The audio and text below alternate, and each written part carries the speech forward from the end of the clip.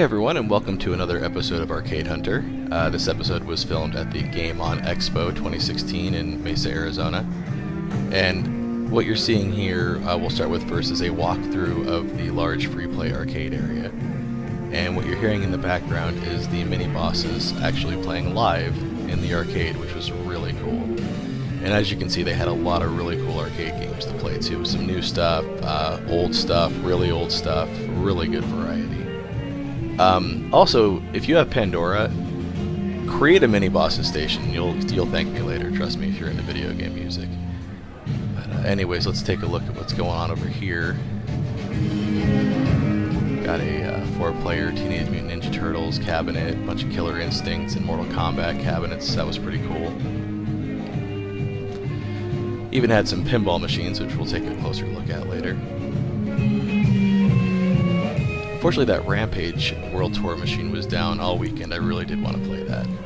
And they even brought in a Mario Kart GP DX cabinet, which was cool. And there's the mini-bosses. And then there was another little area, like alcove over here, where they had some more free-play arcade games, and there were some real gems over here.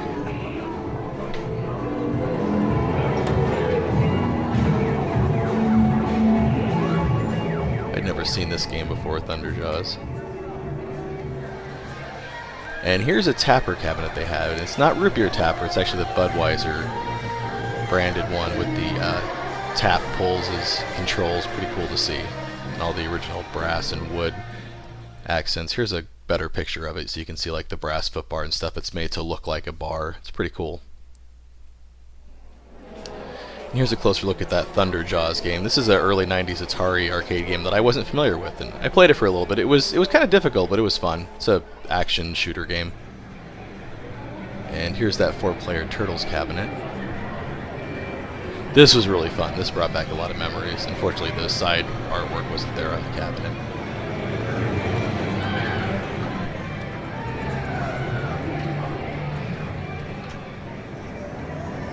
That Star Wars Battle Pod game drew quite a line, but I was more interested in the vector-based Star Wars arcade game over here. I'm a sucker for vector arcade graphics. And here's an original Space Invaders cabinet.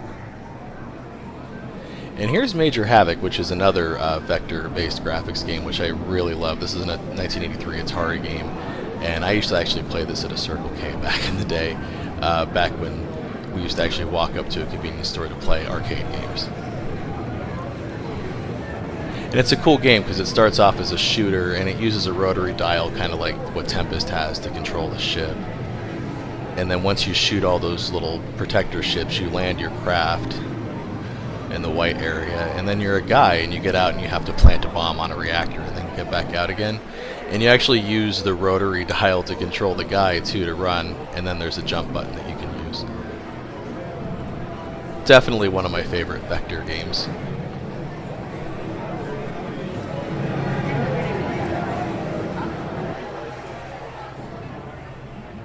And here's a newer arcade game called Killer Queen, and this kind of played like a mix between Mario Brothers and Joust, but it was 4 players on each cabinet. And it's a huge cabinet, as you can see. There's 2 of them there. And I believe those are linked up for 8 players simultaneous play.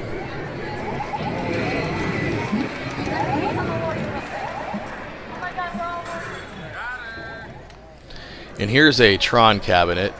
I played the crap out of this. This one's in really good shape. This is a really, really fun game. I love all those arcade sounds in the background.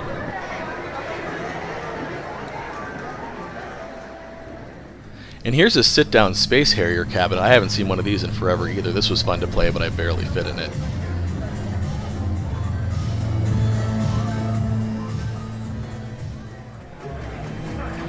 Closer look at some of the older arcade games.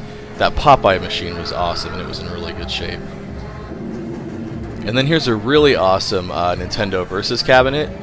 I haven't seen one of these in ages, and it was in beautiful shape. And it played great too, tons of fun.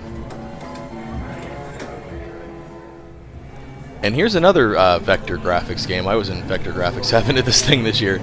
This is a newer game called Gravitrex, and this kind of plays like a mix between Lunar Lander and Solar Jetman, I guess you could say.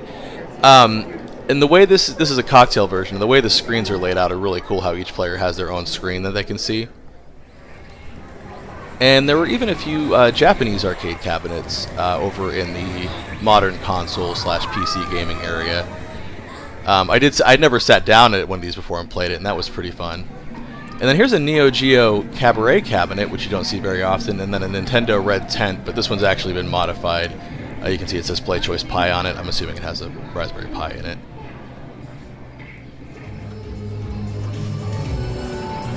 And then here's some of the pinball machines that they had. That's my daughter trying to play the Star Wars Episode 1 pinball machine, which it's an interesting pinball machine with that like holographic display, but I don't like the shorter tables, so I'm not a huge fan of that one. But the Kiss pinball machine was cool, and this is not the old Kiss pinball machine, this is a newer one. But this is one that's really fun to play. It's a good table.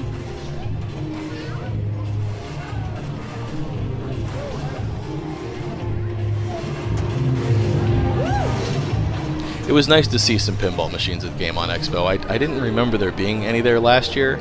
There may have been, but I don't remember. But it was definitely a happy surprise to see them this year.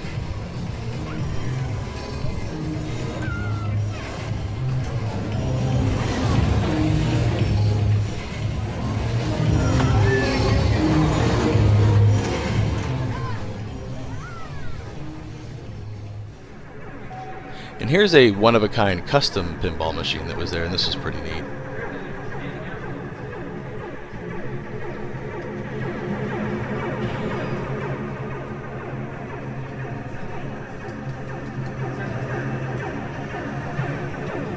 And some more info on the machine.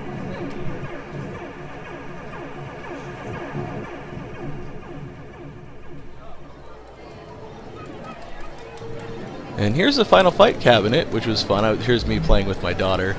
Something that I've kind of always noticed about Final Fight cabinets is the screen is really small. It's a small monitor in that cabinet, but it's still a very fun game to play, especially 2-player.